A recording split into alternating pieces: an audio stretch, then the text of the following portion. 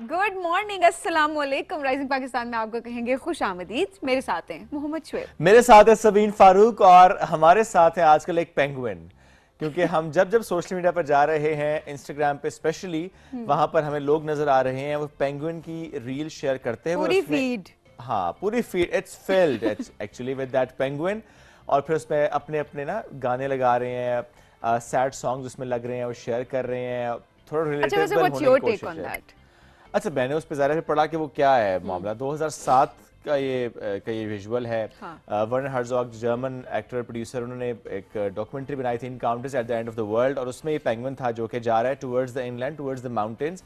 और जब हमने पढ़ा उसके बारे में ज़्यादा तो ये मालूम हुआ कि जब जब पेंगुइन अपनी कॉलोनी से हट के कहीं जाता है और टुवर्ड्स माउंटेन्स जाए, यानी पानी से दूर जा रहा है, इसका मतलब ये है कि वो कंफर्म डेथ की तरफ जा रहा है। डिसओरिएंटेशन है, स्ट्रेस है, कोई ना कोई ऐसा मामला है उसके साथ कि वो टुवर्ड्स माउंटेन्स जा रहा है।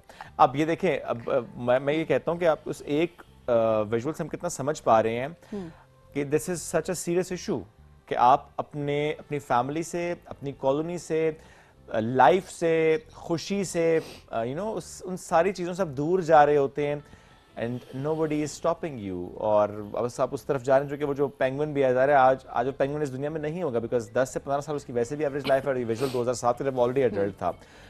और इससे हम रिलेट इस तरह से कर पाते हैं कि जब हम आजकल अपने आसपास भी देखें सबीन, कि हमारे ही दरमियान कोई ना कोई ऐसा शख्स ज़रूर होता है जिसकी ज़िंदगी में ऐसा कुछ चल रहा होता है कि वो दुनिया से दूर जा रहा होता है, वो लाइफ से दूर जा रहा होता है, और हम उसे वापस लाने की शायद उस तरह से कोशिश नहीं कर रहे होते। ऐसा ही बिल्कुल।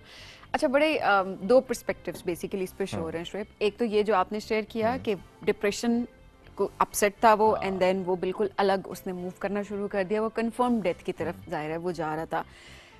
एक मर्तबा उसने मुड़ के भी देखा पीछे कि शायद कोई है जो अब उसको बहुत ज्यादा लोग कह रहे हैं कि वो चलता जा रहा था एंड देन पीछे मुड़ा, उसने देखा कि मुझे कोई रोक रहा है या नहीं रोक रहा, या लोग कहाँ जा रहे हैं। उसने एक होप जो है ना अपनी जाहिर की और वो पीछे मुड़ा। यानी वो आना चाहता था, लेकिन आना चाहता था, नहीं चाहता था, बट समहाउ मुझे ये लगता है कि जो कोई डिप्रेशन में भी होता है या ऐसी सिचुएशन से गुजर रहा होता है, तो कहीं ना कहीं अपनों को लेके आपके दिल में एक होप होती है कि वो आपको शायद रोकेंगे, शायद आपके लिए ठहर जाएंगे, या जिस रास्ते पे आप जा रहे हैं कुछ उस रास्ते पे चलते चलते आपको वापस मोड़ के ले आएंगे सही रास्ते की तरफ।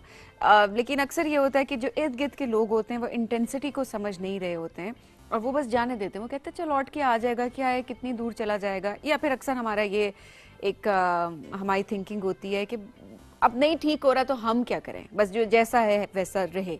सो ये एक पर्सपेक्टिव ये था। दूसरा पर्सपेक्टिव लोग ये कह रहे थे कि मे बी जो बाकी पेंगुइन्स का जो ग्रुप है वो शायद ठीक रास्ते पे ना जा रहा हो, या इसकी बिल्कुल उनके साथ कोई केमिस्ट्री ना हो, तो उसने अपना एक भीड़ को देखते हुए, भीड़ के साथ जाने में जिसमें वो जलन नहीं कर पा रहा, जिसमें वो फिट नहीं हो पा रहा, उसने ये सोचा कि वो अपना रास्ता अलग कर दे, वो गलत रास्ते पे ना जाए या उन लोगों के साथ ना जाए, और उसने डेथ को चूज किया। उसने एक तरह से मुसीबत को, डिफिकल्टी को चूज किया बजाय इसके कि इजी रास्ते को वो चूज करता। सो वो वापस दूसरे रास्ते पर चला गया। अब लोग ना ये दो पर्सपेक्टिव, नहीं, दूसरा पर्सपेक्टिव इंपॉर्टेंट बहुत है। हाँ, वो शायद उस स्पेसिफिक इंसिडेंट पे ना आता हो सादिक, लेकिन हाँ ये पर्सपेक्टिव है दुरुस्त। उस विजुअल को देखते हुए जब आप उससे बहुत ज्यादा इंटरप्रेट कर रहे होते हैं तो वाकई ये होता है। इवन आप एक ग्रुप को देख लें, उसमें कुछ लोग ऐसे होते हैं जो कि नहीं चाहते कि वो सिर्फ वही काम करें जो सब कर रहे हैं, जो एक नॉर्मल बन चुका है कि बस सबने उस रास्ते पर ही चलना है। आप फिट नहीं हो पाते, आप किसी और तरह से सोच रहे होते हैं,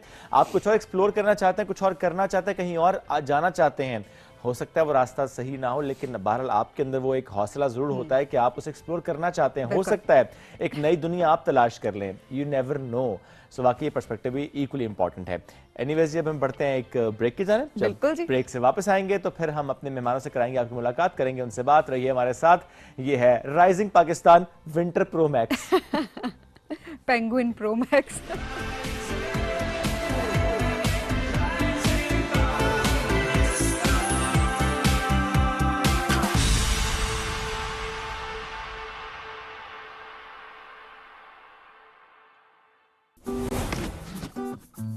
हमजा, बालकनी में प्लांट्स को सेट कर दो। वो तो माली सेट कर देगा ना। अरे वाह, मैं तुम्हारी प्रमोशन के लिए खुद को नए घर, नए शहर में सेट करूं, तुमसे 4 गमले सेट नहीं हो रहे यार। भूल ये हुई है क्या करो? सेट करो खास चाय बना के तुम्हारा मूड। समझते हैं एक दूसरे को, इसीलिए बने हैं एक दूसरे के लिए। चाय अच्छी बना लेते हो? वैसे वीकेंड पे माली का काम भी कर लेता हूँ।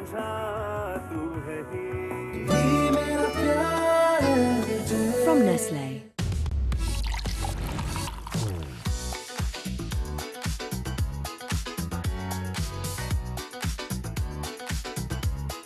मौसीकी के इस शो में हम आपको 7 सुर तो सुनवाएंगे ही, मगर दिखाएंगे भी 7 रंग। बाग में फूलों ने जो पहना वो तेरा रंग है। सहेलियों की चूड़ियों की झनझन और शादी वाले घर में हर जगह बिखरे रंगों और खुशबुओं की महकार है।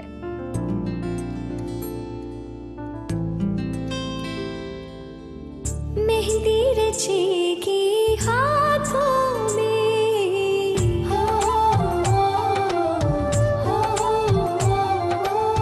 गीत सेमी क्लासिकल अंदाज में भी बनते हैं और लाइट म्यूजिक में भी। अब तो गीतों में पॉप और दूसरे वेस्टर्न फॉर्म्स का फ्यूजन भी बहुत ही कामयाब समझा जाता है।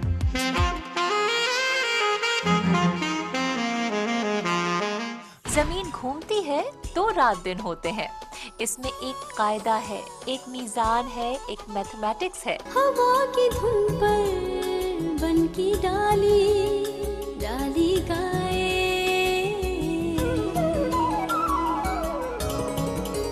हवा की धुन पर बन के डाली डाली गाए। कोयल कूके जंगल की हरियाली गाए।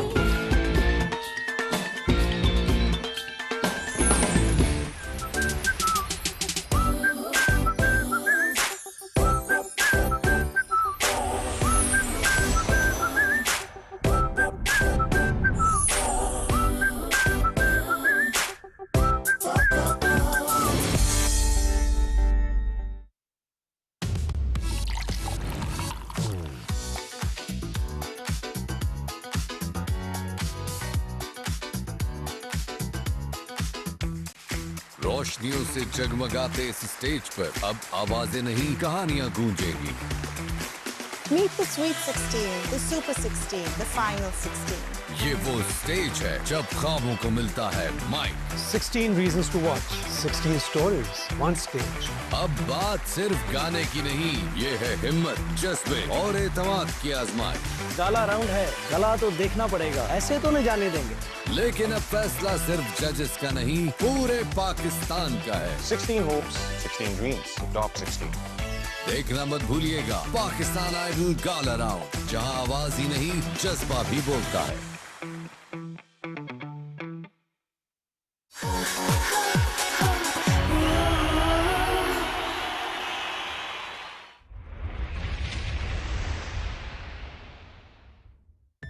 EcoStar TV, your world, your way.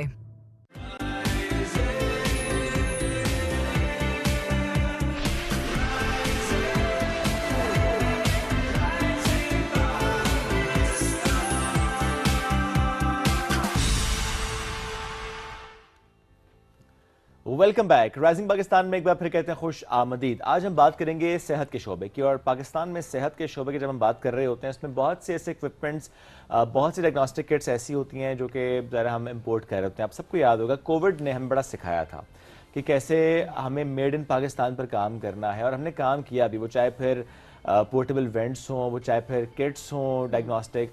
ऐसे में कितना काम हुआ, आज हम इसको एक्सप्लोर करने की कोशिश भी करते हैं कि आप देखें कई साल हो गए हैं कोविड के बाद, कितना काम हमने किया इसको अंडरस्टैंड करते हुए कि कैसे इंपोर्ट बिल हम कम कर रहे हैं, कैसे हम पाकिस्तान में मैन्युफैक्चर कर रहे हैं। और ज़रा पाकिस्तान में चीज़ बन रही होती है तो उससे ऑटोमेटिकली जो आपकी कॉस्ट है वो कम हो जाती है। जब डायग्नोस्टिक्स की हम बात करते हैं, चूँकि बहुत से लोग इसी बुनियाद पर टेस्ट नहीं करवा रहे होते, कह रहे पैसे बहुत लग जाएंगे। अगर किट सस्ती होंगी, मयारी होंगी, अवेलेबल होंगी तो ज़ाहिर है फिर आपकी उस पर जो कॉस्ट है वो कम होती चली जाएगी। इस मौजू पर आज हम बात करेंगे। हाफिज़ मोहम्मद एहसान साहब ने हमें ज्वाइन किया, वाइस चेयरमैन है Pakistan electro medical equipment manufacturers and distributors association, क्योंकि बड़ा फोकस है आपका मेड इन पाकिस्तान इक्विपमेंट पे। अस्सलाम वालेकुम जी। वालेकुम सलाम, शबीर कैसे हैं? बिल्कुल ठीक। हाफिज़ साहब बहुत शुक्रिया प्रोग्राम में ज्वाइन करने के लिए। अभी फिलहाल जो अभी एक्सपो हुई है रिसेंटली, चाहेंगे कि ज़रा उसके बारे में बताएं, किस तरीके से उसमें शोकेस किया गया इक्विपमेंट, एंड देन क्या रिस्पॉन्स था ओवरऑल? बिस्मिल्लाहिर्रहमानिर्रहीम जी, ये पाकिस्तान की जो है ना ये 9th इवेंट था पाक चाइना फ्रेंडशिप सेंटर में, पाक हेल्थ एक्सपो के नाम से। और हर साल हम इसमें पार्टिसिपेट कर रहे हैं शुरू से, और बहुत सारी इनोवेशन जो डेवलपमेंट हो रही है अराउंड द वर्ल्ड वो पाकिस्तान में डिस्प्ले कर दी जाती है इस इवेंट में। और इसके अलावा एक और इवेंट होता है हेल्थ एशिया कराची में, और रिसेंटली वो जो है ना उन्होंने डिसाइड किया तो वो पंजाब में भी आ रहे हैं। अच्छा। तो नेक्स्ट कमिंग डेज में अप्रैल मई में वो यहाँ पे पंजाब में लाहौर या इस्लामाबाद में वो जो है ना एक जो है इवेंट है वो जो है ना मैनेज करने ऑर्गेनाइज करने जा रहे हैं। तो जो शुएब भाई ने बात की है कि मेड इन पाकिस्तान कल्चर, ये बहुत ज़रूरी है इस वक्त। पेमडा, चूँकि मैं पेमडा को as a vice chairman represent करता हूँ, पाकिस्तान इलेक्ट्रोमेडिकल, इसमें ओवर 200 मैन्युफैक्चरिंग कंपनीज और इंपोर्टर जो मेडिकल डिवाइसेस, इलेक्ट्रोमेडिकल इक्विपमेंट और कंज्यूमर्स जो हैं मेडिकल के, उसके जो है ना एक एसोसिएशन है जिसमें 200 कंपनीज जो हैं ऑलरेडी हमारे साथ अटैच्ड हैं। और हमारा माइलस्टोन है कि नेक्स्ट 2 ईयर में ये टारगेट तकरीबन 400 से 500 हम अचीव करेंगे, क्योंकि ओवर 1500 कंपनीज ऑलरेडी डरैप में रजिस्टर्ड हैं यहाँ पे।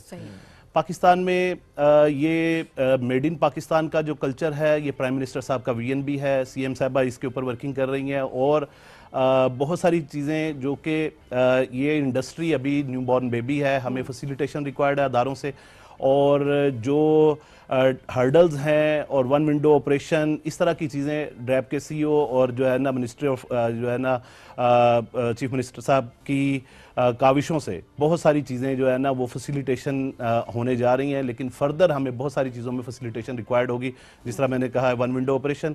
और छोटी इंडस्ट्री है, चाइना में हमने देखा हुआ है कि वो इंडस्ट्री में बहुत इकोनॉमी वार लड़ा है उन्होंने।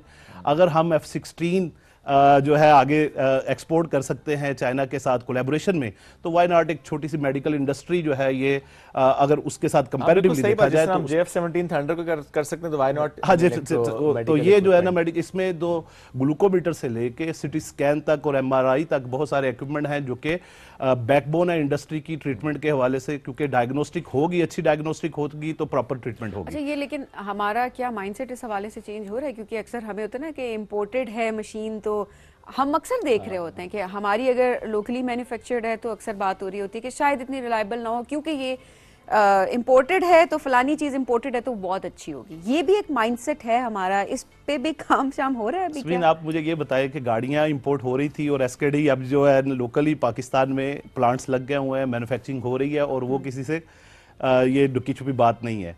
तो क्या ख्याल है कि एक ग्लूकोमीटर मिसाल आप पहले इंपोर्ट ही हो रहा था, और आप देखें कि किस लेवल पे काम होने जा रहा है, दूसरे रेस्ट ऑफ द वर्ल्ड पे देखें, पाकिस्तान में इसके ऊपर काम करने की बहुत ज़रूरत है। जो डिसीजन मेकिंग अथॉरिटीज़ हैं उनको इसके ऊपर सोचना होगा।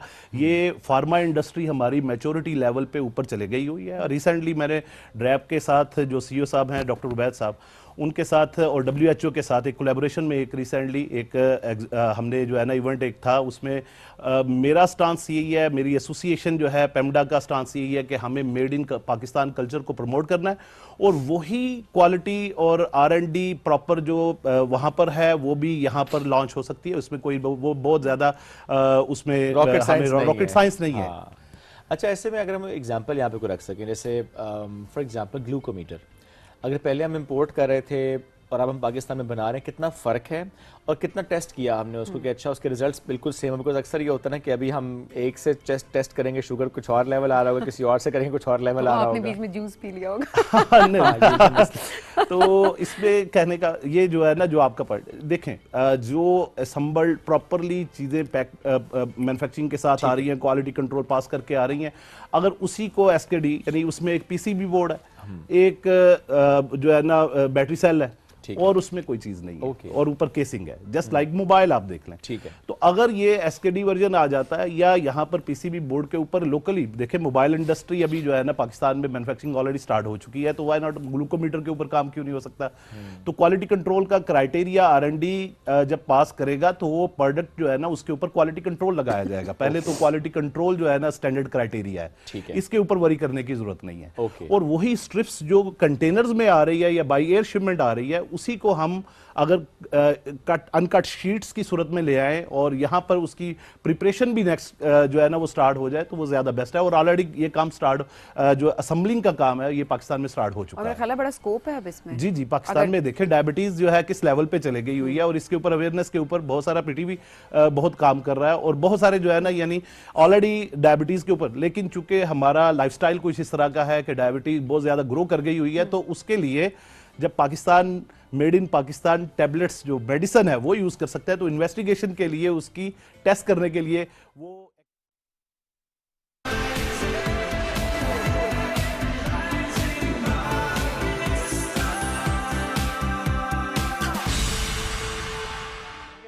सबकी कोशिश तो है कि इंपोर्ट बिल कम करना है, इंपोर्ट बिल कम करना है ताकि इकोनॉमी हमारी स्टेबल हो सके और बहुत सारी चीजें हैं और हमें ट्रस्ट करना है अपने सिस्टम पे।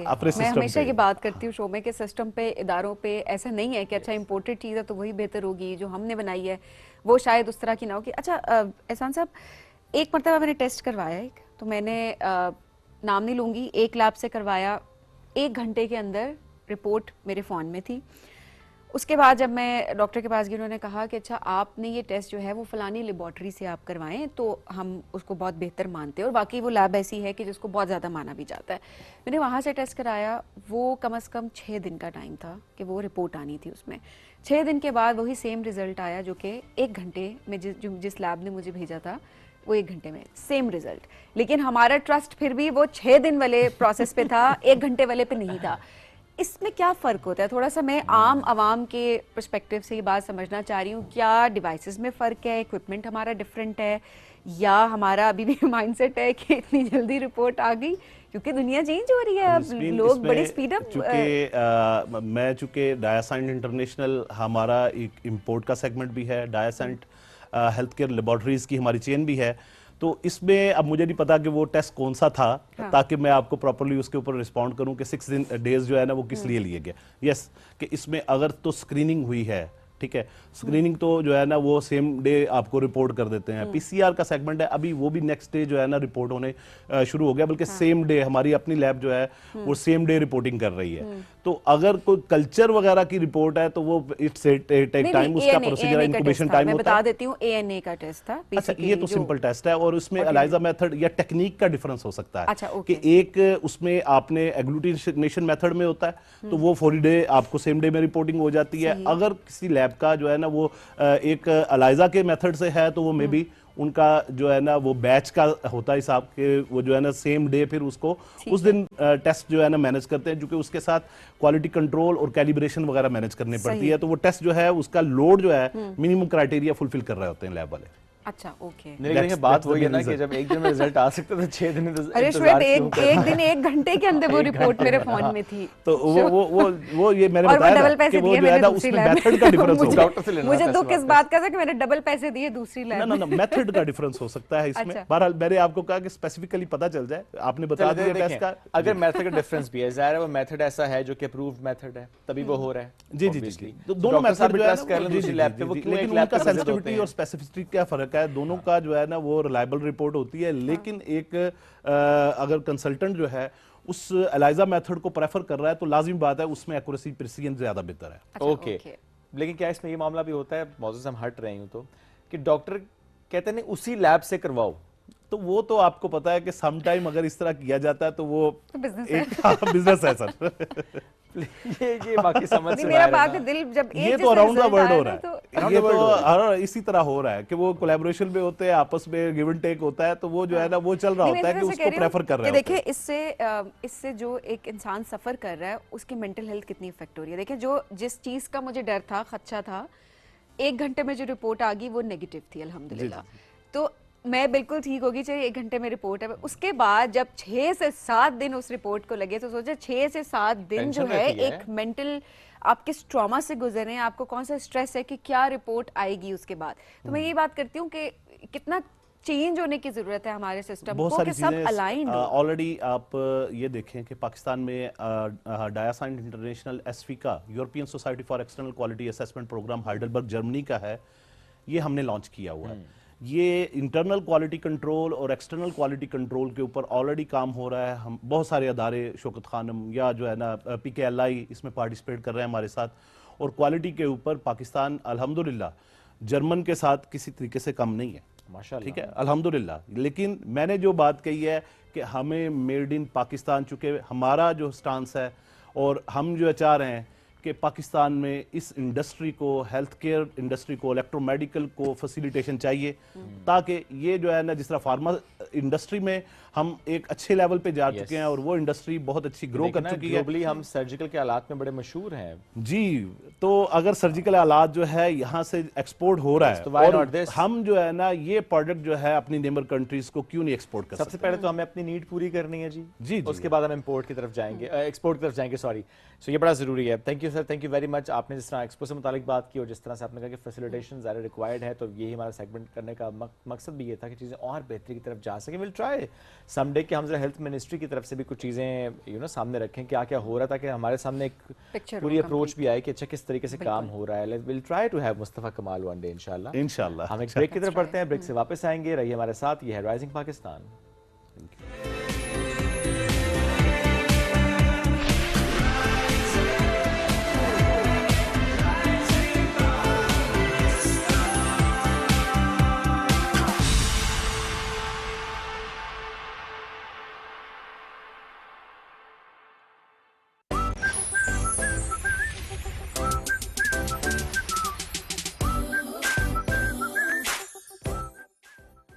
सुबह 8 बजे से 9 बजे तक की नशरियात के लिए हमारे साथ ताउन किया है Mirinda, Nestle Pakistan limited, Panadol, Sensodyne, sting, Ufone.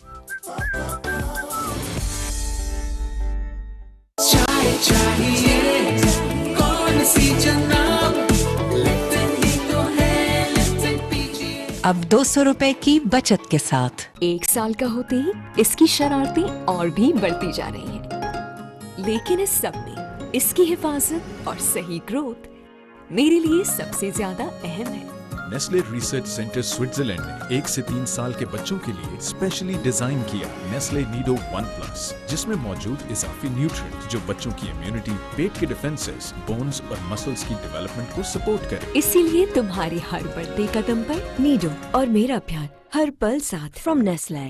यही तो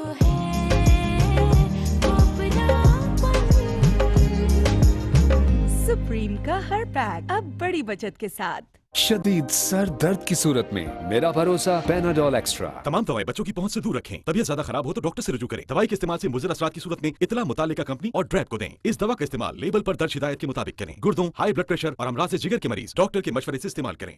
सेंसिटिविटी की वजह से लोग अपनी आदतें बदल देते हैं, लेकिन ये इस बात का हल नहीं है। Use the right product, new and improve Sensodyne rapid action 60 seconds में सेंसिटिविटी से आराम देता है। मैं रेकमेंड करती हूँ Sensodyne rapid action because it works.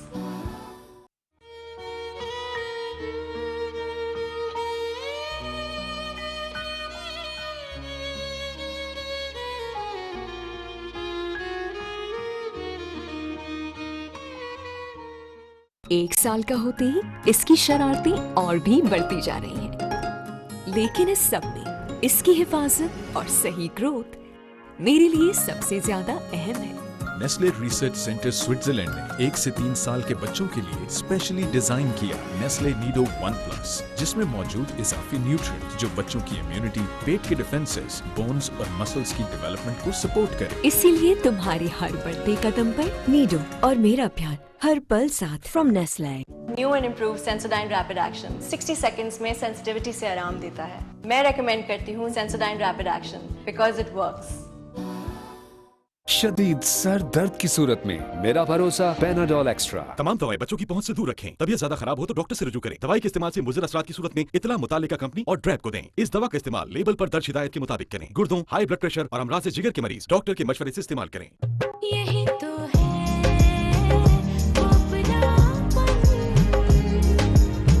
Supreme का हर पैक अब बड़ी बचत के साथ।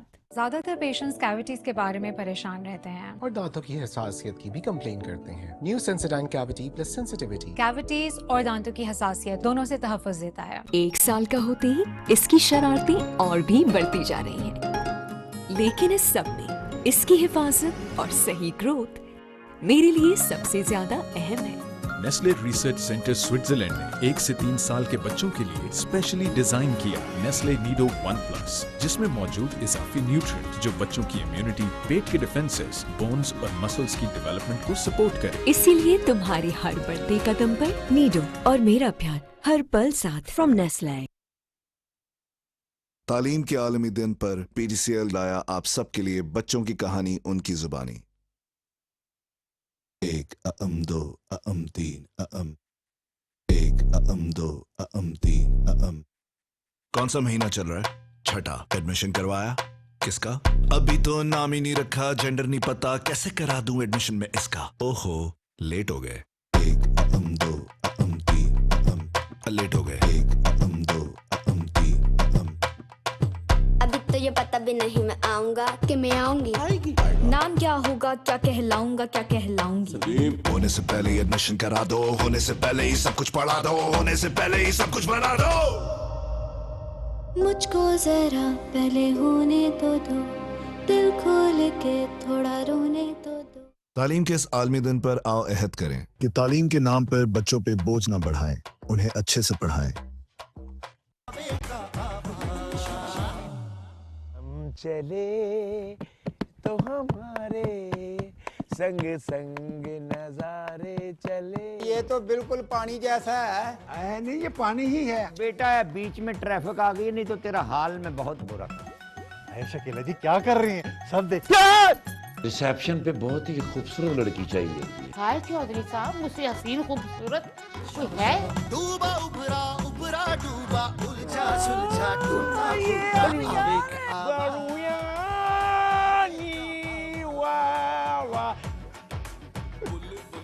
चलो आइए आइए आ जाओ। मेरा काज छोटा है, जरा हाथ से जरा।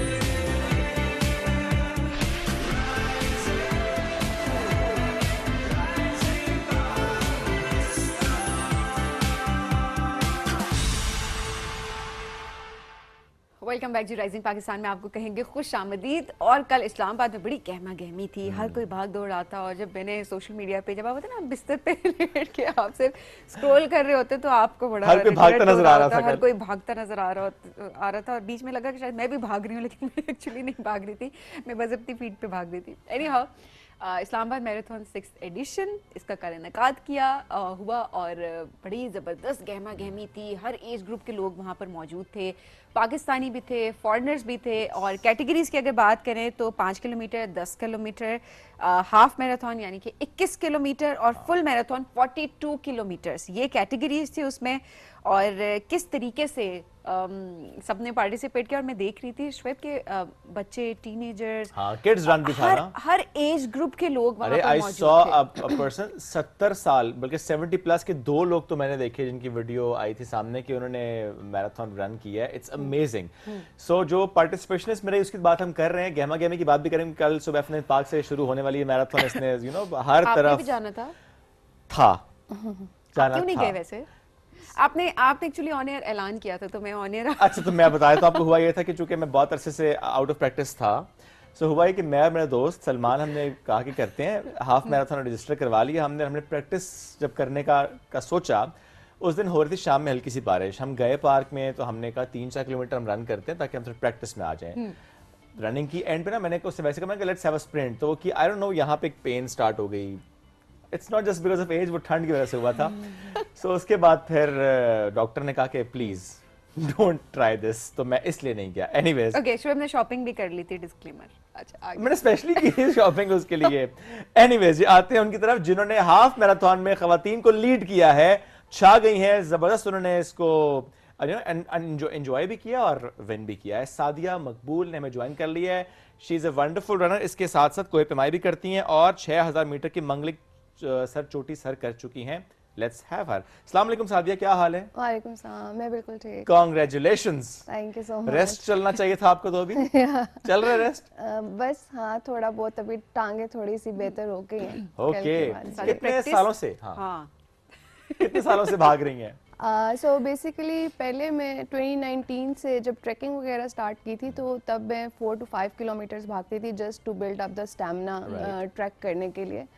मैंने प्रॉपर लाइक रेस वगैरह में हिस्सा लेना 2022 से स्टार्ट किया था and I started with 10 kilometre.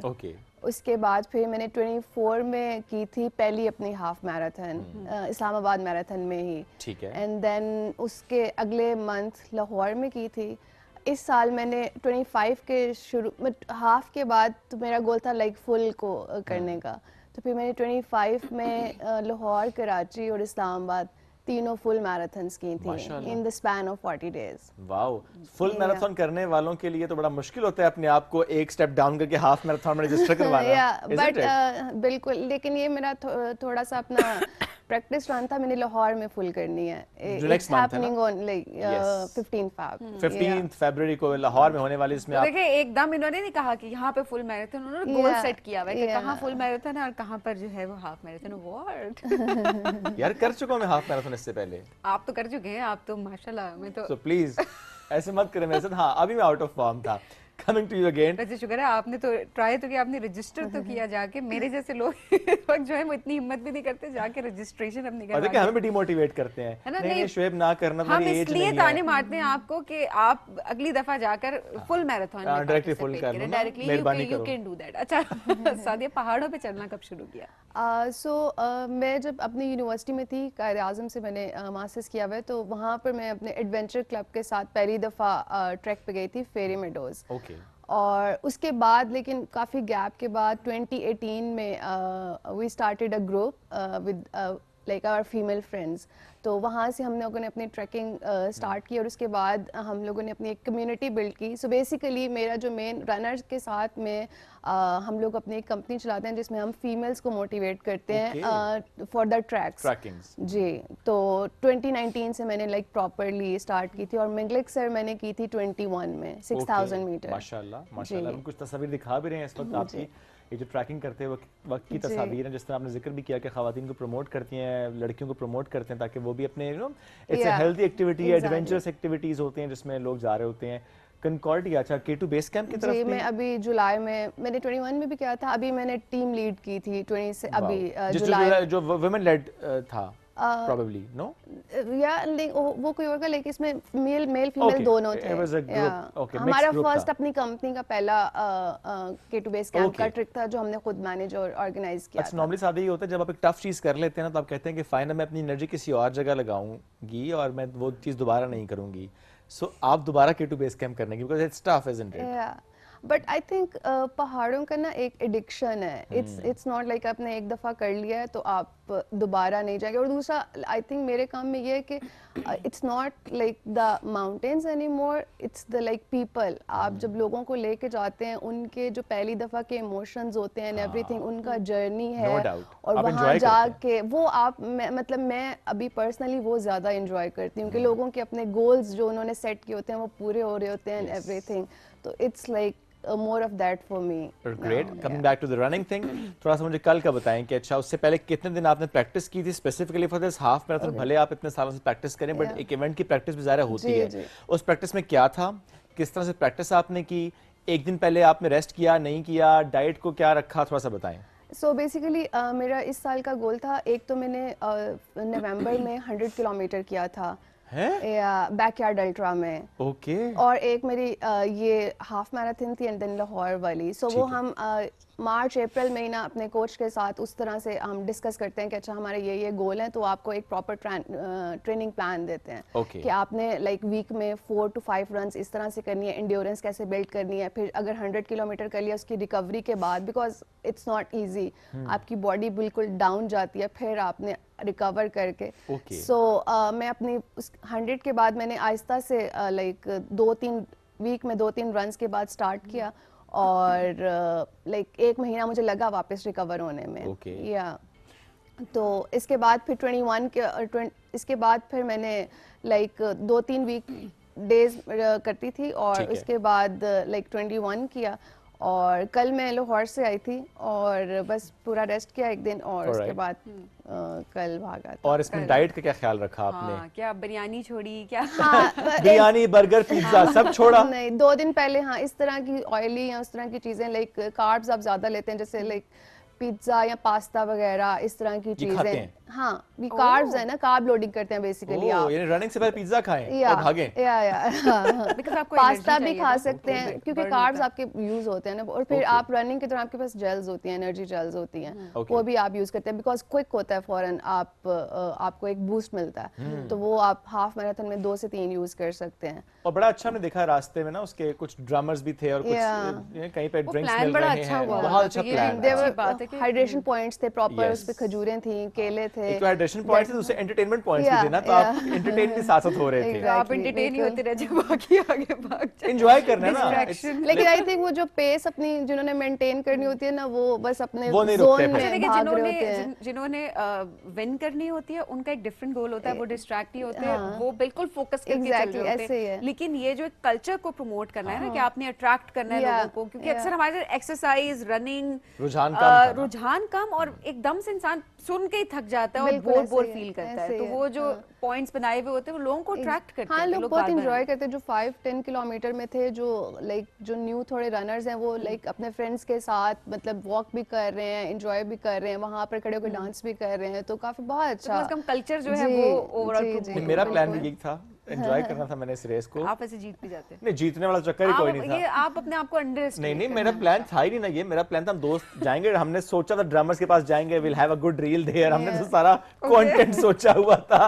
अच्छा, थोड़ा सा बताएं बाकी खवातीन वो किस तरह से, उनके क्या रिस्पांस था, एंड देन कितनी खवातीन है जो कि नई ऐड हुई रनर उसमें? बिल्कुल आई थिंक मैंने बहुत सी, बिकॉज मैं अपनी ख़त्म करके अब मैं also Islamabad run with us का पार्ट भी हूँ, तो मैं वॉलंटियर भी करी थी, तो 5 किलोमीटर में मैंने देखा बहुत एज की खातून भी थी and they were very happy, like चल रही हैं, जा रही हैं और हम उनको बैकअप करते थे, वो भागना शुरू कर देती थी एंड फीमेल्स बहुत ज़्यादा थी कल और बहुत लाइक एंजॉय करी थी इवेंट को। वो थी ना शायद, I think she was 77 years old. या उसकी वो 77 थी और उनकी 309th मैराथन थी और 141 कंट्री, और वो मुझे लगता है कि वो ज़्यादा मुश्किल होता है जो आप लॉन्ग लाइक वो उन्होंने 6 घंटे में ख़त्म किया और आप 6 घंटे भाग चल रहे हो, वो एक ज़्यादा स्ट्रगल है and she was like smiling and everything. वापस जब आई है ना, जिस तक पहुंचे फिनिश लाइन पे, वो विजुअल देखने वाला था जी, वो बहुत इंस्पायरिंग था। No doubt, no doubt.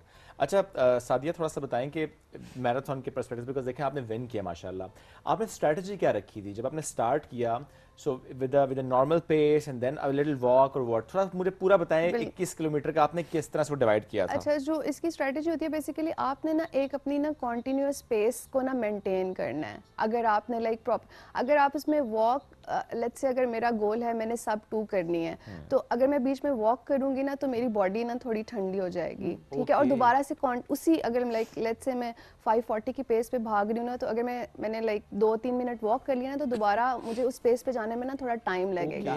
तो ये होता था कि जब अगर लेट्स से, क्योंकि इसमें वो भी थे लाइक हाँ फ्लाईओवर टाइप भी थे, तो जब आप असेंड पे जाते थे ना थोड़ा सा आपका हार्ट रेट भी लाइक ज़्यादा हो जाता और लेग्स थोड़ी, तो मैं थोड़ा सा स्लो हो जाती थी, लेकिन फिर जब थोड़ा फ्लैट होता था और डिसेंड होता था फिर उस पर कवर अप कर लेते थे। तो मैंने कोशिश ये की थी कि मैं लाइक चलूँ ना कॉन्टिन्यूसली लाइक करूँ, हल्का सा स्लो हो जाऊँ अगर कहीं पर थक रही हूँ, क्योंकि एक जगह पर मुझे बिल्कुल एंड पे था 2 किलोमीटर्स थे, तो आई सॉ द गर्ल जो मेरे पीछे आई थी वो भी 21 की थी। ओके, आपने कहा भागो सादिया भागो। इतनी मैंने कोशिश की अभी शिट अब, और उस टाइम मैं बहुत थक रही थी। ओके, तो मैं थोड़ा सा मैंने वॉक किया, नो जस्ट रन, तो फिर उसके बाद मैंने, और फिर ये होता है कि आपके साथ भी अगर कोई भाग रहा हो ना लाइक 2-3 लोग आप इकट्ठे भाग रहे हो ना, पेस और अच्छी होती है, हाँ, और वो मूवमेंट सिंक हो जाती है। एग्जैक्टली, और उसमें आपको बहुत ज्यादा आप मोटिवेशन मिलती है, आप रुकते नहीं हो। माइंड गेम भी तो है ना कि वो आगे निकल जाएगी, वो आगे ये होता है जब आप इकट्ठे भागते हैं ग्रुप में, हाँ ग्रुप में भागते हैं, वो जब आपकी वो मूवमेंट सिंक होती है ना, वो naturally if you are running with a good runner आप बहुत अच्छी पेस मेंटेन रखते हैं, आपका माइंड डिस्ट्रैक्ट रहता है। आप अकेले भाग रहे हो ना तो आपका माइंड बार नहीं आप थक रहे हो, स्लो हो जाओ, रुक जाओ, इस तरह से। वो तो हमने अक्सर ये किया जब हम भागते थे कि जो हमारा बेस्ट रनर था ना, हम कहते थे बस तुम मेरे आगे रहना, एग्जैक्टली, हम उसके पीछे बस भागते थे उसी के स्टेप्स पे। बिल्कुल। तो वो जो पहुंच एक जाते कोई थे। लीड कर रहा हो and then हाँ, आप और उसके आप बस स्टेप्स पे फोकस करो और भागते Yes. जाओ। मैं जब ट्रेनिंग करती हूँ तो वहाँ पर लाहौर में मेरी एक फ्रेंड है, वो बहुत फास्ट है, तो मैंने जब तेज अपना करना होता है तो मैं उसको बोलती हूँ तुम आगे भागो, तो मैं तुम्हारे पीछे पीछे ना उसी स्टेप्स पे भागूंगी, तो उससे बहुत फायदा होता है। तो आपने कितने मिनट में किया, उसके कितने घंटे में किया I completely? Did in 1 hour 58 minutes। 1 hour 58 minutes। और आपके आगे वैसे लोग थे, बॉयज वगैरह थे? हाँ, yes, ज़ाहिर है वो तो boys थे कैटेगरी तो हाँ डिफरेंट जी, थी, बिल्कुल। लेकिन आपसे आगे कोई लड़की निकली नहीं थ्रू आउट? नहीं, 21 में नहीं, कोई निकली नहीं बीच में, एक दफा भी ऐसे नहीं हुआ? वो साथ ही तो उनसे बर्दाश्त नहीं हुई। मेरे को होता है बीच में शायद कोई निकली और आपने फिर दोबारा से उसे क्रॉस किया। हेल्दी कंपटीशन और ये इम्पोर्टेंट आगे मेरे नहीं थी। अच्छा सादिया, जब मैराथन एक कंप्लीट हो जाती है उसके बाद रिकवरी कैसे होती है, मतलब क्या चीजें जो कि आप फॉलो करती हैं एंड देन नेक्स्ट मैराथन में पार्टिसिपेशन? रिकवरी में मेरे ख्याल पहले 2-3 दिन तो बस आप लाइक एक नींद आपकी बहुत ज़रूरी है प्रॉपर, और उससे आपकी रिकवरी जल्दी होती है। फिर उसके बाद ये है कि आप थोड़ा सा रिकवरी रन्स करते हो बिल्कुल स्लो, बिकॉज अगर आप बिल्कुल ही लाइक बेड पे 2-3 दिन चले जाओ तो आपके मसल्स जो है ना स्टिफ हो जाते हैं। तो स्ट्रेचिंग वगैरह बहुत हेल्प आउट करती है, और लाइक एकदम बिल्कुल उसमें ना लाइक दोबारा से 3-4 उसमें आप लाइक 5 किलोमीटर 6 किलोमीटर वीक में 2 से 3 दिन स्ट्रेचिंग बहुत ज़्यादा हेल्प आउट करती है, और नींद बहुत ज़्यादा, और प्रोटीन लाइक न्यूट्रिशन। हाँ जी, बिल्कुल। वैसे हम लोग अगर कोई नई एक्सरसाइज ट्राई करें कभी जो यूज्ड टू नहीं है तो मसल सोर होना शुरू हो जाते हैं, तो क्या आप लोगों की भी एक रूटीन में तो आप लोग हैं, ऑब्वियसली आपके मसल्स फ्लेक्सिबल हैं, ट्रेंड हैं, तो क्या ऐसा होता है कि आप लोग भी जब कोई एक मैराथन भाग लेते हैं तो उसके बाद आपके भी मसल सोर होते हैं? मैं 100 किलोमीटर का बता रही थी, मैं लाइक मैं स्टेयर्स मुझसे नहीं चला जा रहा था पहले 2-3 दिन। लाइक घर में भी मेरा फर्स्ट फ्लोर पे कमरा है, तो मुझे नीचे जाने में इतनी मुश्किल लाइक दर्दें होती थी ना, बिकॉज वो बॉडी एक ट्रॉमा से गुजर रही होती है। तो बहुत टाइम लगता है वापस। उसमें यह है कि आप बिल्कुल ही उसमें बेड रेस्ट नहीं, स्ट्रेचिंग अगर करें तो वो फिर जल्दी रिकवर हो। स्ट्रेचिंग या बहुत लाइट सी जॉग या वॉक करें ना, बिल्कुल आप उसमें ना चले जाएं, उसमें बिल्कुल स्टॉप अच्छा, ना वैसे कर दें। ऐसे ही होता है जब आप ऐसे मसल सोर आपके जब होते हैं किसी इंटेंस एक्सरसाइज के बाद, हम तो खैर इंटेंस हमारे लिए इंटेंस स्ट्रेचिंग भी हो जाती है क्योंकि ऑब्वियसली मसल ट्रेन नहीं है उस तरह से, तो वाकई ऐसा होता है कि अगर आप बिल्कुल बेड रेस्ट पे चलोगे तो रेस्ट करें, उससे और ज्यादा स्टिफनेस हो जाती है। जैसे हम जिम भी जाते हैं ना, शुरू करते हैं पहले दिन आप जाएंगे तो आपके मसल बहुत सोर हो जाएंगे, तो आपको लगेगा अच्छा अगले दिन नहीं जाना चाहिए, लेकिन आप 2-3 दिन कॉन्टिन्यूसली करें तो वो दोबारा यूज्ड हो जाते हैं, तो वो जल्दी आपके रिकवर होते हैं। ऑलराइट, और इसमें थोड़ा सा बताएं शूज, इसकी सिलेक्शन एंड एवरीथिंग, क्या नए शूज पहन के भी कोई जा सकता है अपने किसी मैराथन में, या कि वो शूज वो होने चाहिए जो कि पहले आपने अच्छी तरह इस्तेमाल कर लिए? ऐसे ही है, आपने आपके एटलीस्ट आपने ब्रेक इन किया हो, उसमें 30-40 किलोमीटर आपने भागा हो। और मैंने अभी मैराथन से पहले नए शूज लिए थे, मैंने वो नहीं पहने, लाइक मेरे पुराने जूते थे मैंने वो पहने थे। और शूज़ में भी डिफरेंट कैटेगरी, अगर आपने अपनी लाइक स्पीड रन्स अच्छी, उसमें कार्बन प्लेटेड आते हैं, वो आपको थोड़ा सा पुश देते हैं, वो यूज़ करते हैं। लॉन्ग डिस्टेंस के लिए फिर थोड़े कुशन वाले शूज़ होते हैं, वो आप यूज़ करें, तो वो भी बहुत different. It's a very expensive sports. Of course it is, और शूज़ इतने महंगे हो जाते हैं, रनिंग शूज़, उसकी सिलेक्शन एंड एवरीथिंग, अगर कहीं जूता आपको तंग कर रहा है और आप यूज्ड टू नहीं है तो और कोई भी न्यू चीज लाइक रेस डे पे कोई भी न्यू चीज नहीं यूज करें, लाइक कोई एक्सपेरिमेंट नहीं करें। वो हम तो रील के चक्कर में सब कुछ नया मंगवा बैठे थे कि अच्छी रील बनाएंगे, मैं अपनी बात कर रहा हूँ ना। नहीं, शूज के मामले में तो जाहिर है हमने भी ये नहीं किया, शूज वही थे जो बहुत इंपॉर्टेंट है। इंपॉर्टेंट है, प्लस वो तो वही आप पहने जिसमें आप बहुत कंफर्टेबल है, रनिंग करते हैं, आपको पता है कि वो जूता आपको पुश देता है, तो उस बारे हाँ उतना कार्बन वाला तो मेरे पहली बार सुना, मुझे इसका नहीं पता वो कैसे पुश देता है। जो जूता हम लेकर आए थे वो भी अच्छा ही था, लेकिन ये बड़ा जरूरी होता है। उसके अलावा भी आप कहते हैं कि आपके मूवमेंट हो रही है ना, पूरी आपके बॉडी की मूवमेंट हो रही है, तो उसमें भी आप आई थिंक रैशेस हो जाते हैं, बहुत बहुत अनकंफर्टेबल बंदा हो जाता है, तो फिर ज़रा पूरी इसके तो खैर अब आप ऐसे ट्रेनिंग शुरू कर दें उन शूज में। नहीं, I am telling you, next time Sadia आपने इनको भी मोटिवेट करना है कि नेक्स्ट मैराथन में जाएं। नो, आई एम सीरियस, मैं मजाक साइड पे, लेकिन तो वो सैटरडे संडे होगा ना, संडे को होता है, संडे, लेकिन लाहौर में हो रही है ना भाई, लाहौर वाली नहीं, इस्लामाबाद वाली में। इस्लामाबाद की नेक्स्ट कब है अब तो उनका एक इवेंट होता है अप्रैल में होता है, जो हाफ हिल मैराथन होती है ट्रेल्स पे। ओके, सीधे ट्रेल पे भगाओ। बड़ी वाली तो ये एक ही होती है, ये तो एक साल में एक दफा ही होती है। चलें, मैं यूं कर सकता हूं, अगले साल की ट्रेनिंग आप करें, और ट्रेनिंग में भी बहुत मजा आता है जब आप ट्रेन करके रन करते हो ना, तो like it's a different feeling. No doubt. नहीं, अब हालात ने मुझे बता दिया कि ट्रेन करके ही भागना है, कोई शौक बनने की जरूरत नहीं है। ट्रेनिंग ही थी ना सबीन, अगली बार मैंने किसी से नहीं जिक्र करना कि मैं कर रहा हूँ, इस बार मैंने बहुत शोर मचाया था, नजर लग जाती है मुझे। आप मेडल लेके आके डायरेक्ट मेडल लेकर आऊंगा, फिर आप वहाँ पे बैठेंगे, ठीक है, और मैं आपका प्रॉपर इंटरव्यू जिस तरह हम शादी मैं फ्लेक्स करूंगा, मैं बैठ के फिर देखना। बस ठीक है, डन, कंफर्म है ये, कंफर्म हम डन कर दें। हाँ, अभी से लॉक कर दो। अभी से लॉक तो हमने कर दिए, आप 4 दिन बाद अनलॉक कर देंगे। मेरा मसल लॉक ना हो जाए, आपका मसल लॉक हो जाएगा तो ये बड़ा मसला हो जाता है, लेकिन चले कोई नहीं। अच्छा, सो अभी कोई और मजीद चोटी सर करने का प्लान है कि सबमिट करना है रनिंग के साथ साथ? What's next? मेरा प्लान है, अब क्योंकि मैंने 6000 मीटर तक किया हुआ है, तो प्लान है 7000 मीटर का, but like not very fix, but go with the flow. लेकिन मे बी इस समर में स्पांतिक है 7000 metre, so probably that one, like gradually steps ऊपर। अच्छा, वैसे जब पहाड़ सबमिट करना होता है एंड देन रनिंग होती है, इसमें ट्रेनिंग में कितना फर्क होता है, या बस स्टेमिना बिल्ड होता है जिस तरह ओवरऑल? अगर आप रनर हैं या रनिंग कर रहे हो और थोड़ा सा आपको ऑल्टीट्यूड पे आप गए हुए हैं, तो आपके लिए बहुत इजी है, जो क्योंकि आप रनिंग में भी जब लेट्स से आप तेज भाग रहे हैं ना, तो आपका सांस फूल रहा है, और पहाड़ में भी असेंड जब आप कर रहे होते हैं तो एग्जैक्टली वैसे ही है, तो आपको बहुत हेल्प आउट करता है जर्नी। और जब से मैंने लंबी लॉन्ग डिस्टेंस शुरू किया तो इंड्योरेंस बिल्ड होती है, और पहाड़ों में आपको यही चाहिए। लेट्स से उसमें भी हमने 7-8 घंटे चलना होता है, तो वो बहुत हेल्प आउट करता है। और दूसरा ये कि रनिंग में पहाड़ जो रनिंग में हेल्प करते हैं वो ये होते हैं कि लेट्स से अगर मैंने एक लॉन्ग डिस्टेंस भागना है, तो मेरे दिमाग को ये पता है कि मेरे पास डेस्टिनेशन पे पहुंच यही ऑप्शन है कि मैंने इस जगह पे पहुंचना है। आपकी ट्रैकिंग में भी यही है कि आपने एक जगह से दूसरी जगह जाना है, आपने बीच में तो रुकना है, बिकॉज आपके पास ऑप्शन नहीं है, you have to go there. तो रनिंग में भी आपके दिमाग अच्छा 42 करना है, इससे पहले I don't have any option कि मैंने रुकना है यहाँ पर, तो वो बहुत हेल्प आउट करती हैं दोनों चीजें आपस में। बट फर्क हाई एल्टीट्यूड का फर्क होता है ना, क्योंकि आपकी हार्ट बीट वैसे ही तेज होती है हाई एल्टीट्यूड पे, तो उसको डील करना ऑब्वियसली मुश्किल होता है एज कंपेयर टू रनिंग। हाँ जी, बिल्कुल ऐसे ही है। लेकिन बॉडी ट्रेन हो जाती है, बॉडी ट्रेन हो जाती है ना, अगर आप बहुत फ्रीक्वेंटली जाते हैं, बिकॉज मैं समर्स में मतलब 4 से 5 महीने मेरे बहुत कॉन्टिन्यूसली ट्रैक्स होते हैं, तो वो आपकी एक्लेमेटाइजेशन हो जाती है, और बॉडी को भी पता लाइक वो उसी तरह से रिएक्ट करती है फिर। अच्छा, वैसे एज एन एथलीट आप किस तरीके से जब आप ट्रैक्स पे जाती हैं, तो किस तरीके से आप देखती हैं क्लाइमेट चेंज?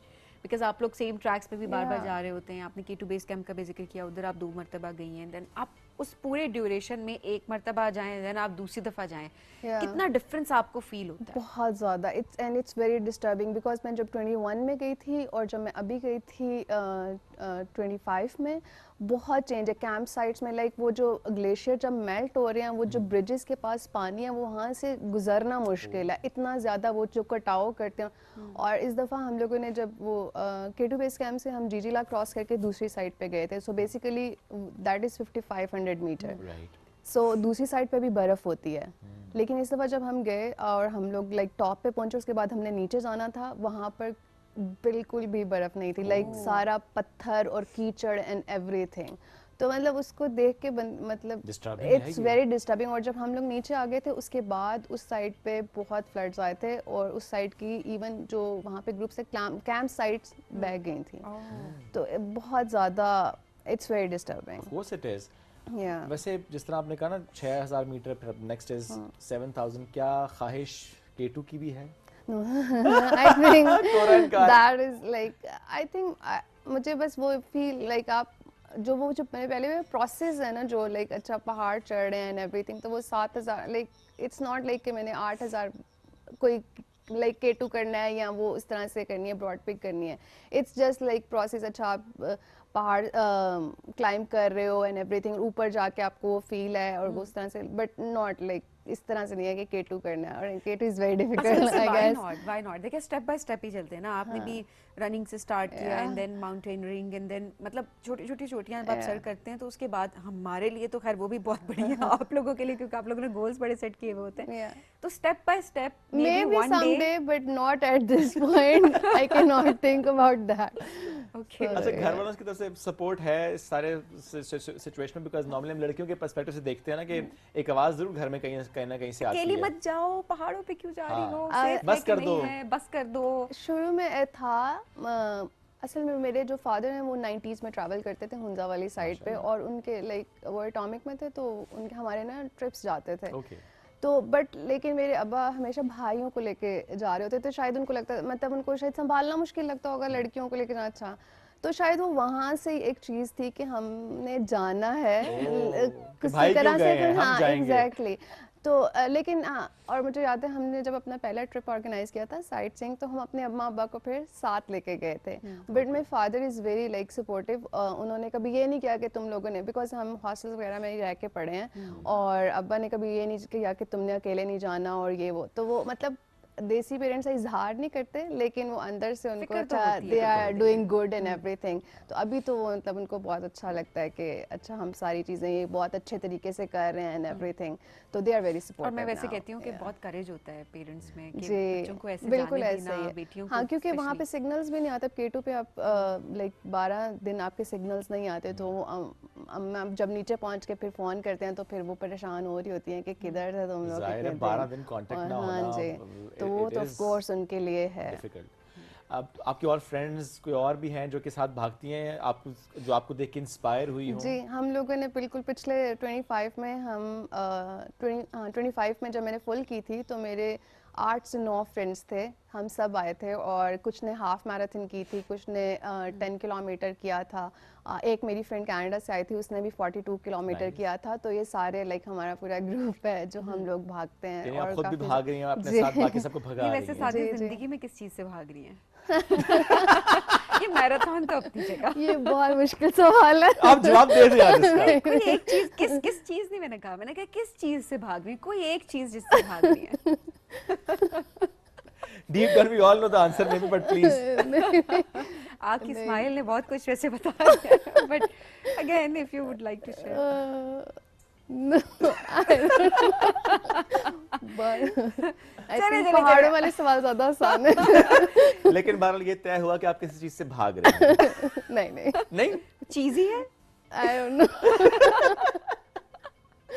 चलें जी, अनकंफर्टेबली करते सारे। Thank you so much and once again many congratulations, and we really hope कि अब लाहौर के लिए जो फुल मैराथन है उसके लिए आप बेहतर प्रिपेयर होके जाएं, देन आप वहां पर भी विन करें। नाज़रीन, बढ़ेंगे एक ब्रेक की जानिब, stay with us.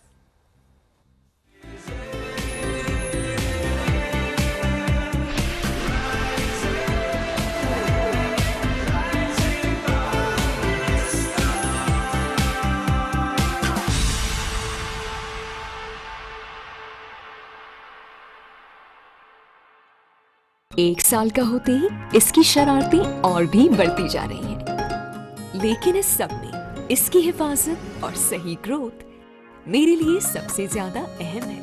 Nestle research centre Switzerland ने 1 से 3 साल के बच्चों के लिए स्पेशली डिजाइन किया नेस्ले नीडो 1+, जिसमें मौजूद इजाफी न्यूट्रिएंट जो बच्चों की इम्यूनिटी, पेट के डिफेंसेस, बोन्स और मसल्स की डेवलपमेंट को सपोर्ट करे। इसीलिए तुम्हारे हर बढ़ते कदम पर नीडो और मेरा प्यार हर पल साथ फ्रॉम नेस्ले।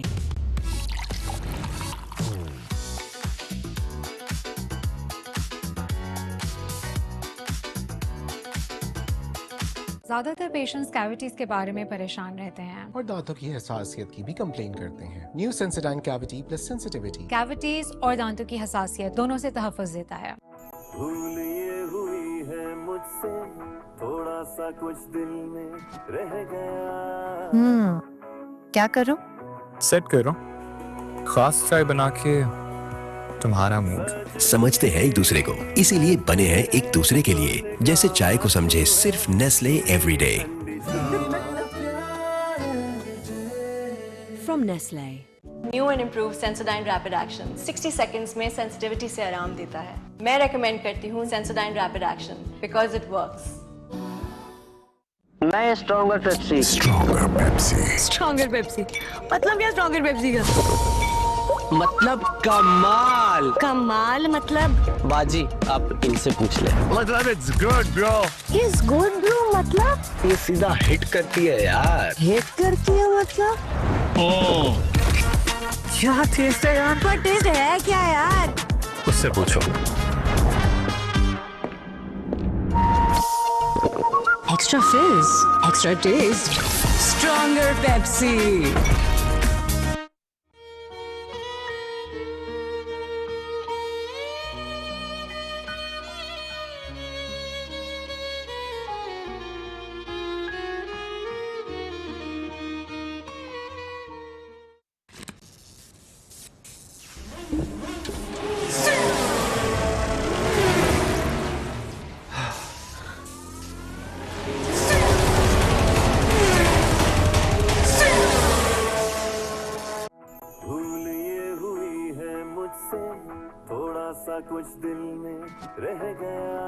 क्या करो? सेट करो, खास चाय बना के तुम्हारा मूड। समझते हैं एक दूसरे को, इसीलिए बने हैं एक दूसरे के लिए। जैसे चाय को समझे सिर्फ नेस्ले एवरीडे। From Nestle.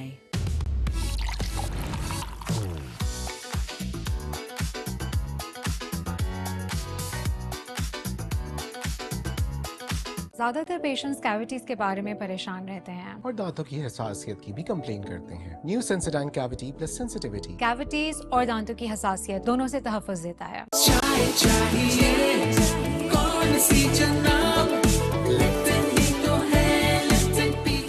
अब 200 रुपए की बचत के साथ 1 साल का होते ही इसकी शरारतें और भी बढ़ती जा रही हैं। लेकिन इस सब में इसकी हिफाजत और सही ग्रोथ मेरे लिए सबसे ज्यादा अहम है। नेस्ले रिसर्च सेंटर स्विट्जरलैंड ने 1 से 3 साल के बच्चों के लिए स्पेशली डिजाइन किया नेस्ले नीडो 1 प्लस, जिसमें मौजूद इजाफी न्यूट्रिएंट्स जो बच्चों की इम्यूनिटी, पेट के डिफेंसेस, बोन्स और मसल्स की डेवलपमेंट को सपोर्ट करे। इसीलिए तुम्हारी हर बढ़ते कदम पर नीडो और मेरा प्यार हर पल साथ। From Nestle. मतलब क्या स्ट्रॉन्गर पेप्सी का? मतलब कमाल। क्या टेस्ट है यार? वो टेस्ट है क्या यार? उससे पूछो। Extra fills, extra taste, stronger Pepsi. रोशनियों से जगमगाते इस स्टेज पर अब आवाजें नहीं, कहानियां गूंजेंगी। Meet the Sweet 16, the Super 16, the Final 16. ये वो स्टेज है जब ख्वाबों को मिलता है mic. 16 reasons to watch, 16 stories, one stage. अब बात सिर्फ गाने की नहीं, ये है हिम्मत, जज्बे और एतमाद की आजमाइश। काला राउंड है, गला तो देखना पड़ेगा, ऐसे तो नहीं जाने देंगे। लेकिन अब फैसला सिर्फ जजेस का नहीं, पूरे पाकिस्तान का है। 16 hopes, 16 dreams, top 16. देखना मत भूलिएगा पाकिस्तान आइडल गाला राउंड, जहां आवाज ही नहीं जज्बा भी बोलता है।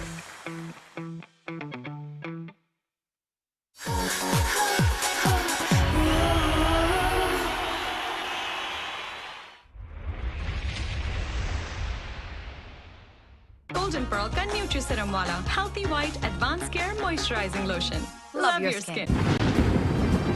मैं समंदरों के तूफानों और मौजों में जिंदगी बसर करता हूँ अपनी। आप मुझे अब तक समझे ही नहीं। कमान कश पाशा का क्या इरादा है? अगर हम ये तोपे बेचने में कामयाब रहे तो उस्मानियों और फ्रांसीसियों का इत्तेफाक खत्म हो जाएगा। मुझे खबर किए बगैर ये सब कुछ कैसे हो सकता है? याह्या को जिंदान में जहर दिया गया है। अब तो आपको बारबरूसा का भी सामना करना पड़ेगा। बारबरोसा और उसके आदमी पाया तक पहुंच गए। तुम किसी मौजे की बात कर रहे हो डोरिया। ना पहले कभी अपने भाइयों पर तलवार उठाई है, ना अब उठाऊंगा।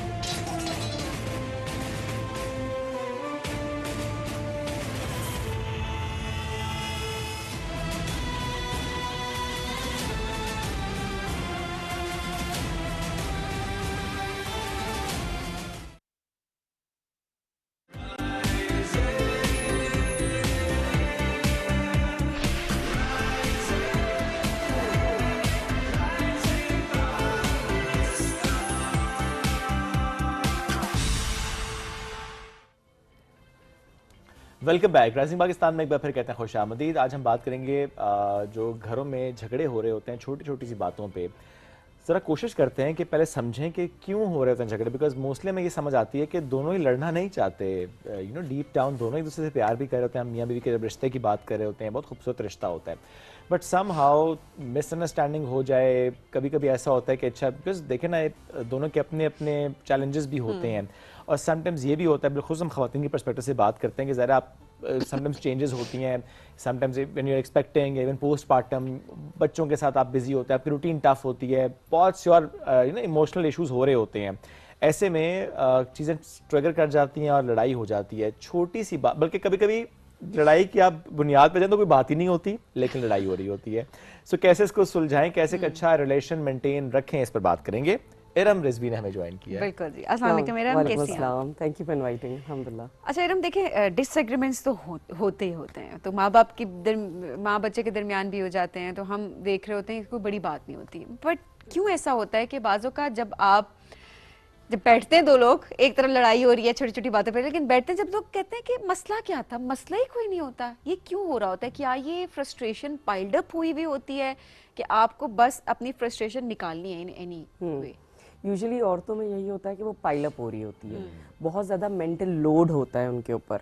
आप जब 2 दिन पहले कह दो ना कि मुझे सुबह इतने बजे उस दिन निकलना है, तो उसका ऑलरेडी एक पूरा प्लान बनना शुरू हो जाता है। आपने तो निकलने का टाइम बता दिया और आप सो गए, उसके साथ क्या होता है कि सुबह बच्चे भी उठेंगे तो मुझे नाश्ता भी करना है, तो सांस को ये देना है, तो फिर उनको निकलना है, तो उनकी दवाई देनी है, तो रात को इतने बजे सोंगी तो 4 घंटे की नींद बनेगी।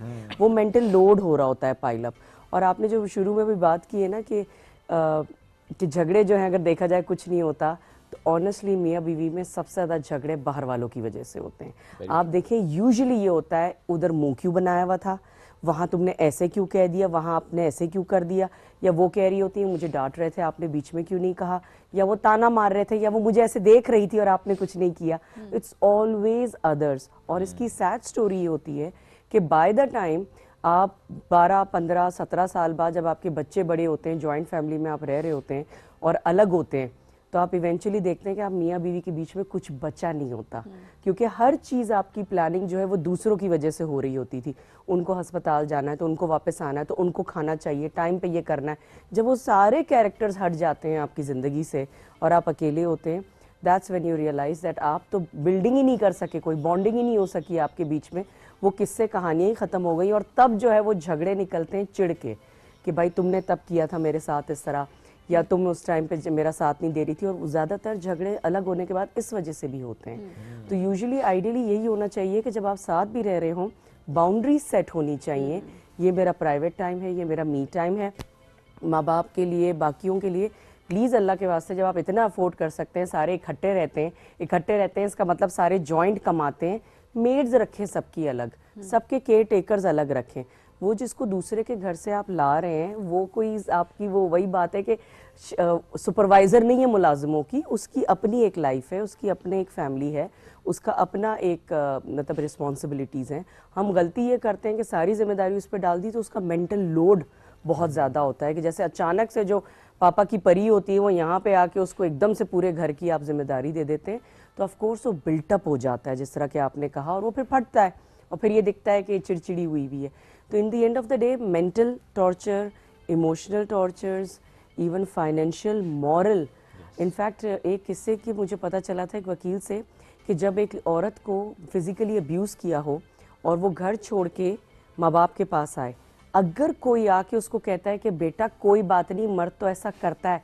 मुझे पता चला वकील से, किसी और के केस के चक्कर में मैं इन्वॉल्व हुई थी, कि ये भी क्राइम है। अगर वो बता दे कोर्ट में, उनके ऊपर बाकायदा उनके ऊपर लॉ लागू होता है कि आपने मिसगाइड क्यों किया, जब आपको पता था कि फिजिकल अब्यूज से घर आई थी। हमें पता ही नहीं है ये सारे राइट्स जो कि फैमिली कोर्ट के होते हैं, ये सब गलती है। और आप देखें तो चलो शुक्र है कि लॉ इस पे आ रहा है, लेकिन देखिए उसूलन भी गलत है कि आप मॉरली जो है औरत को इतना प्रेशर में डालें। उसका पैसा जब आए तो आप पूछें कि तुम्हें अपने पैसे का क्या करना है, घर पे लगाओ। आपने ये भी करना शुरू कर दिया कि अगर हम शादीशुदा लड़की ढूंढते हैं तो इसलिए ढूंढते हैं कि वो कंट्रीब्यूट करे। वेरा सूरह निसा में, अब हम रिलीजियस उस पर नहीं जाते, लेकिन क्लियर है कि ये उसकी कमाई है, उसकी मर्जी है, वो अपने एसेट्स बनाती है, वो अपनी चीज़ें करें। तो हमने बहुत ज़्यादा ना मिक्सअप कर दिया है दूसरे मुल्कों को देख के, दूसरे कल्चर्स को देख के, कि भाई वो इसलिए किया जाता है कि इक्वल कंट्रीब्यूशन हो। हमारे इक्वल कंट्रीब्यूशन नहीं होती। हमारे आइडियली औरत जो है वो एक तरह से सरदार होती है घर की, वो वजीर होती है शौहर के पीछे, वो पूरा निज़ाम संभालती है without pressure and mental load, और होना ये चाहिए। अच्छा, ऐसे में आपको लगता है कि जो ज़्यादा जिम्मेदारी आ जाती है माहौल बेहतर रखने की, वो एक मर्द पे आ जाती है, बिलखुसूस अगर वो जॉइंट फैमिली या अदरवाइज भी अगर है, कि आपने अगर फॉर एग्जांपल आपके घर का एक माहौल है, कोई बात है, तो आपको पता है कि एक सर्टेन बाउंड्री है, आपने वो बात या वो चीज़, may it be your mother or somebody, आपने नहीं शेयर करनी। एंड अगेन अगर वहाँ की कोई बात है, वहाँ के कोई माहौल है, अम्मी ने कोई बात की है, तो जरूरी नहीं है कि हर बात आपने बीवी को बतानी है आके, और डांटना उसको आके। डांटने के अलावा समटाइम्स तो डांट नहीं रहे होते आप, आपसे शेयर करते हैं, मम्मी ये कह रही थी, आपने इतना कहा, अम्मी ये कह रही थी, यहाँ बच्चों की अम्मी ने कहा इधर आना तू जरा। ना सही बात है। देखिए गलत ये होता है, एक तो बाय रूल मैं बार बार अपने टॉक्स में भी बात करती हूँ, अगर आपकी वाइफ को किसी से तकलीफ है जो कि नाम महरम है आपके लिए, प्लीज़ आप या तो उसको एक्सप्लेन करें, शी ओज इट टू यू। आपको बाकायदा उसको एक्सप्लेन करना है, उसको जस्टिफाई करना है, उसको रिलैक्स करना है उस बात पे, अदरवाइज आप उस बंदी से कट ऑफ करें। सबसे बड़ी प्रॉब्लम जो होती है वो इसी बात पे आती है कि why is that other person, वो दूसरी औरत तुम्हारे लिए इतनी इंपॉर्टेंट क्यों है। कभी कभार बेवकूफ़ लड़के होते हैं, उनकी दोस्तें होती हैं कॉलेज यूनिवर्सिटी के ज़माने की, कि ये तो मेरी वो क्या कहते हैं, वो लंगोटिया यार जैसी दोस्त है, मेरी तो जिगर है मेरी, मतलब इस तरह की ना, मतलब वो हो जाता है कि यार ये तो जिगर है मेरी, कोई बात नहीं, और उसको प्रॉब्लम है इस चीज़ से। Nobody is more important then your life partner. आखिर में बुढ़ापे पे आपके वही साथ दे रही होती है, मुश्किलों में भी वही साथ दे रही होती है, बाकी सारा सोशल नॉइज होता है। मैं तो एक चीज़ को बहुत डिस्करेज करती हूँ, मुझे ओल्ड स्कूल कहें लोग, जो मर्जी कहें, बट मैं ये कहती हूँ कि आपकी हस्बैंड या आपके वाइफ के अलावा फ्रेंड्स आपके होते हैं, ठीक है, आप एक सर्कल में हैं, you have friends, you have good friends, but मुझे ये बेस्ट फ्रेंड का ऑपोजिट जेंडर का कॉन्सेप्ट आज तक समझ नहीं आया, और मुझे नहीं समझ आता ये कि ये वो फलानी बंदी है वो मेरी बेस्ट फ्रेंड है, या वो फलाना बंदा है मेरा बेस्ट फ्रेंड है। आपका पार्टनर आपके लिए इनफ होना चाहिए कि वो आपका बेस्ट फ्रेंड है। और यहाँ पर मैं कहती हूँ कॉन्फ्लिक्ट शुरू हो सकता है, मामलात बिगड़ते हैं, क्योंकि समहाउ औरत को इनसिक्योरिटी होती है या मर्द को इनसिक्योरिटी होती है कि भाई आपके पार्टनर के लिए कोई और भी इतना इम्पोर्टेंट है, आपके दोस्त हैं, आपके कोलीग्स हैं, आपके अच्छे दोस्त हैं। अच्छा, आप पता है बेस्ट फ्रेंड्स कह रही हैं, प्रॉब्लम कजन्स में भी होती है, इनमें भी होती है, आपकी देवरानियां जेठानियों में हो जाती है कि वो इतनी, उन्होंने तो मुझे पाला था तो इसलिए उनकी बात ज़्यादा इंपॉर्टेंट है। ये बहुत ज़्यादा प्रॉब्लम आ जाती है कि, और जो बाद में लड़कियां आती हैं जिनमें थोड़ा एज डिफरेंस होता है, उनको ये इश्यूज भी इसी बात के आते हैं कि जेठानी का ज़्यादा बड़ा होल्ड है मेरे शौहर पे कंपेयर टू मी, वो कहेंगी तो बात चलेगी। ऐसे नहीं है। देखें, आप राइट्स पे जब देखें ना, और मैं बार बार कहती हूँ थोड़ी देर के लिए सोचें कि आपकी बेटी के साथ ऐसा हो रहा हो, आपकी बहन के साथ ऐसा हो रहा हो तो कैसा लगेगा। बीवी पे हो रहा है तो आपको ठीक लग रहा है, आप बहन और बेटी को कैसे समझाएंगे, या आइडियल सिचुएशन क्या होगी कि भाई उनकी माँ बीच में ज़्यादा इंटरफेयर ना करे। बेटा जो है, आप अपने दामाद को इसी तरह समझाएंगे कि देखो माँ की बात आके नहीं बताओ बीवी को, ना बीवी की बात उधर जाके बताओ, तुम्हें बर्दाश्त करना है बीच में जब तक कि इनके बीच में रिलेशनशिप्स ठीक हो जाए। आप अपनी बीवी को बेटी समझेंगे ना जिस वक्त, यार वो है तो बच्ची किसी की आई है आपके घर में, आप अदल करना शुरू हो जाएंगे एकदम से आपके जहन में, क्योंकि बहुत सारे लोगों ने यकीन करें ये डाला होता है दिमाग में, आएगी जोरू के गुलाम हो जाओगे तुम, वो तो उंगलियों पे नचाएगी तुम्हें, तो आप पहले से डर के ना कि ये मेरे साथ चालें चल रही है। और ये होता है लड़के के जहन में, आप कुछ भी कर लें उसको होता है कि मैनिपुलेट करना शुरू हो जाएगी। देखो अदाएं, कोई पीछे कह देता है देखो अदाएं दिखाना शुरू हो गई है, कैसे नखरे कर रही है, और इन्हीं वजह से लड़का भी जो है वो उसमें आ जाता है कि देखो मेरी माँ के साथ ऐसे कर रही है। जबकि सबसे ज़्यादा यकीन करें, माओं के सरों पे पट्टी बनना शुरू हो जाती है, बीपी हाई हो जाने शुरू हो जाते हैं, हाई मेरे जोड़ों में दर्द शुरू हो जाता है, ये उसको दिखाई नहीं देता। दोनों तरफ की चीज़ें होती हैं। तो अगर लड़की थोड़ा कर रही है, आप उसको भी समझे कि वो करेगी, she wants to try out different actions and things के पता नहीं क्या चले, और वहाँ भी समझे कि उनको भी थोड़ी सी जेलसी, थोड़ी सी इनसिक्योरिटी होती है नई वाली लड़की के आने पे। So you have to play as a man. जो आप बाहर कर रहे हो ना, काम पे हर जगह किस तरह टीम मैनेज करते हैं, किस तरह अपना काम मैनेज करते हैं, मल्टीपल रोल्स प्ले करते हैं। घर में आपने करना, घर में वो जानते हैं ना असल में क्या चीज़ है लेकिन घर में भी आपको ये कैरी ऑन करना है, और ये तो बहुत बड़ा रोल है क्योंकि आपकी नस्ल पे इफेक्ट करेगा, बच्चों पे इफेक्ट करता है। अच्छा, ये कितना ज़रूरी है इरम, अगर हम दूसरी साइड भी देखें तो हमने ख़वातीन भी काफ़ी देखी हैं जो कि मर्द का मेंटल पीस भी खराब करते हैं। ये भी एक नहीं, वैसे बता रही हूँ, देखिए ये रियलिटी है ना, ये चीज़ भी है। ठीक है, आपके साथ हुआ जो भी, सारी चीज़ अपनी जगह, बट मैंने देखा है ख़वातीन को, वो बात करने के बजाय वो साइलेंट ट्रीटमेंट देना शुरू कर देती हैं, या लेट्स सपोज हर वक्त मूड ख़राब घर में, एक माहौल, क्योंकि एक औरत से मैं ये कहती हूँ हमेशा कि वो घर को बनाती है ना, तो एक तरह से उसका मूड पे सब डिपेंडेंट है, आपके पूरे घर का माहौल डिपेंडेंट है। जब आप शेयर नहीं करी बात, और उसके बाद स्पेशली कंपैरिजन्स में जब आप आ जाते हैं कि जी वो फलाने का मियाँ तो ऐसे कर रहा है उसके साथ, और आपकी एक अलग केमिस्ट्री हो सकती है, आपकी एक अलग एक्सपेक्टेशन है, और आपका हस्बैंड डिफरेंट कोई चीज़ आपके लिए अफोर्ड कर सकता है। बाज़ औक़ात फाइनेंशियली भी चीज़ें उस तरह से अफोर्डेबल नहीं होती हैं। ये कितना ज़रूरी है कि खातून भी घर के माहौल को अच्छा रखे और मर्द का मेंटल पीस ना डिस्टर्ब करे। अच्छा, एक तो ऐसी ख़वातीन को चाहिए कि वो अपना सर्कल फिक्स करें। मैंने बार बार कहा, अगर आपके अच्छे दोस्त नहीं हैं प्लीज़ बदलें। ये बंदा परमानेंट है, ये आदमी परमानेंट है, ये बच्चे परमानेंट है। अपने मेंटल हेल्थ के लिए आप अपने दोस्त बदलें। प्रॉब्लम ये आती है कि जब आप लोगों के साथ उठते बैठते हैं, उनको बताते हैं उसने मुझे ये दिलाया, बस ये एक ही दिलाया, मेरी बर्थडे पे तो ये दिलाया था, तुम्हें सिर्फ यही दिया, पिछले साल ज्यादा नहीं दिया था तुम्हें, और ये होता है। ये मैंने वाकई बड़ा करीब से देखा है कि बस इस साल यही था।